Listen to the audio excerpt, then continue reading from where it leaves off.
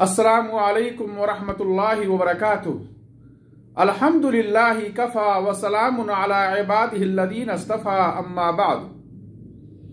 बिरादरान इस्लाम, कुल कायनात अल्लाह सुब्हानहु व तआला की तख्लीक है। हर शे पर उसी की मिल्कियत, इख्तियार और कंट्रोल है। कभी किसी मामले में आजिज और बेबस नहीं रहता, कभी किसी पर जुल्म नहीं करता, और जब किसी चीज का इरादा करता है तो कहता है हो जा, वो चीज हो जाती है। हर लम्हा रहमतों का नुज़ूल होता है और फिर जब चाहता है अपनी नेमतों को अज़ाब में बदल देता है। इस तरह एक मखलूक दूसरी मखलूक के खिलाफ रब का लश्कर और फौज बन जाती है। वमा यअलमु जुनूद रब्बिका इल्ला हु, सूरह अल-मुद्दस्सिर आयत नंबर 31। कि तेरे रब के लश्करों को उसके सिवा कोई नहीं जानता। अल्लाह फरमाता है, कुल हुवल कादिरु अला अन यबअस अलैकुम अज़ाबन मिन फौकिकुम औ मिन तहति अर्जुलिकुम। कह दीजिए, अल्लाह कादिर है कि तुम पर तुम्हारे ऊपर से या तुम्हारे पैरों के नीचे से कोई अज़ाब भेज दे। जब ये आयत नाजिल हुई तो अल्लाह के नबी सल्लल्लाहु अलैहि वसल्लम ने फरमाया, अऊज़ु बिवजहिक, ऐ अल्लाह मैं तेरी पनाह चाहता हूं। इस हदीस को इमाम बुखारी ने रिवायत की है। बिरादरान इस्लाम, इंसान लहु लइब और दुनियावी मसरूफियात में मस्त होता है।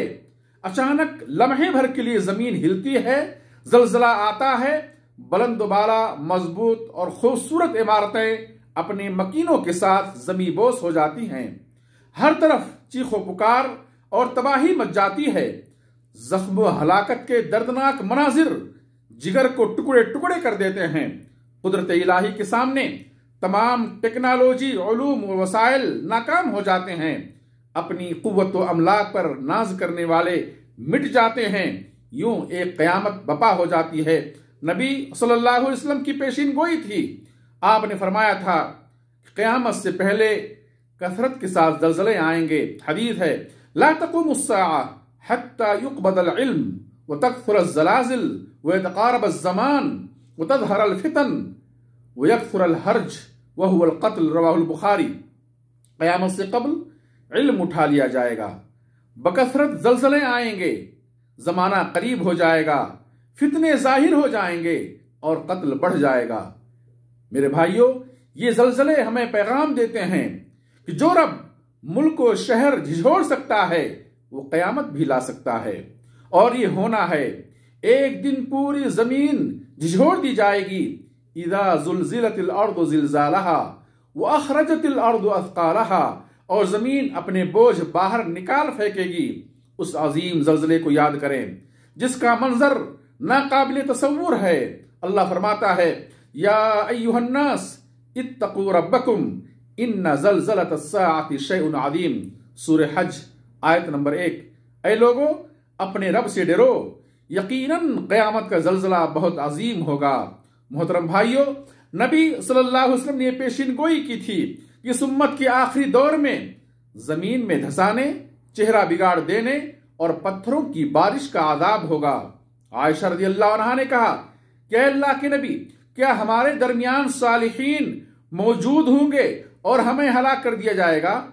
आपने फरमाया, हाँ, जब बुराइयां अलल ऐलान होने लगेंगी। इस हदीस को इमाम तिर्मिज़ी ने रिवायत की है और अलबानी रहमहुल्लाह ने सही करार दिया है। आज इस तरक्की याफ्ता दौर में अखलाकी तनज़्ज़ुली और अखलाकी पस्ती और गिरावट अपनी इंतहा को पहुंच चुकी है। इंटरनेट ने फहाशियों को आम करने में बड़ा किरदार अदा किया है। मोबाइल में एक क्लिक के नीचे बड़े बड़े फितने मौजूद हैं। हर शख्स फितनों का अंबार लिए घूम रहा है। अल्लाह से डरें।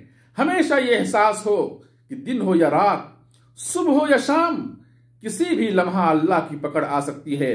अल्लाह फरमाता है, अफ़ अमीना अहलुल क़ुरा अन यअतियहुम बअसुना बयातन व हुम नाइमून अव अमीना अहलुल क़ुरा अन यअतियहुम बअसुना दुहन व हुम यलअबून अफ़ अमीनु मकरल्लाह फला यअमनु मकरल्लाह इल्लल क़ौमुल ख़ासिरून।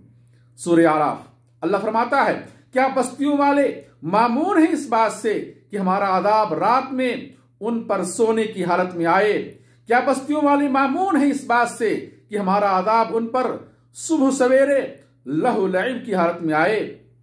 क्या वो अल्लाह की पकड़ से मामून हैं? अल्लाह की पकड़ से महफूज समझने वाले, मामून समझने वाले खसारे में हैं। मेरे भाइयों, एक मर्तबा मदीने में जलजला आया तो उमर फारूक रज़ी अल्लाह अन्हु ने अहले मदीना को जमा किया और फरमाया, लइन आदत लअखरुजन्ना मिन बैनि ज़हरानीकुम, कि अगर ये जलजला दोबारा आया तो मैं तुम्हारे दरमियान से निकल जाऊंगा। ये वाकया अस्सुनन कुबरा लिल बैहक़ी में मौजूद है। अल्लाहु अकबर।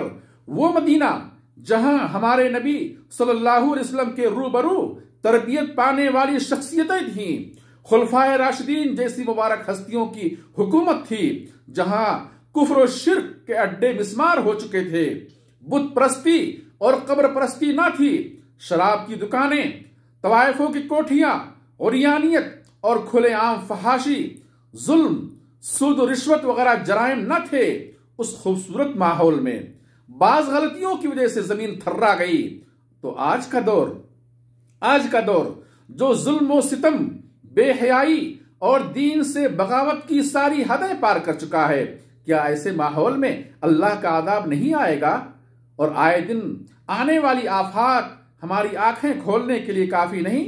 तारीख गवाह है कि जब भी इस रुए जमीन पर अल्लाह की नाफरमानियां हद से आगे बढ़ी हैं तो अल्लाह का आदाब और कहर आया है। अल्लाह फरमाता है, वमिनहुम मन खसफना बिहिल अर्द, कुछ कौमें ऐसी भी गुजरी हैं कि हमने उन्हें जमीन में धंसा दिया। मेरे भाइयों, बंदों को नसीहत देने, सख्त दिलों को नरम करने, गाफिलों को बेदार करने और खुश्क आंखों को नम करने के लिए अल्लाह सुब्हानहू तआला अपनी निशानियां भेजता रहा है। अल्लाह फरमाता है, वमा नुरसिलु बिल आयाति इल्ला तखवीफा।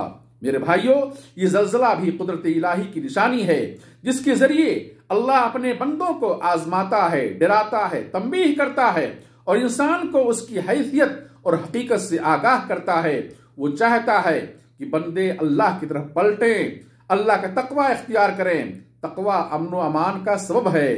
तौबा इस्तिग़फार करें, तौबा से अल्लाह ताला खुश होता है, इस्तिग़फार से रहमत इलाही आती है।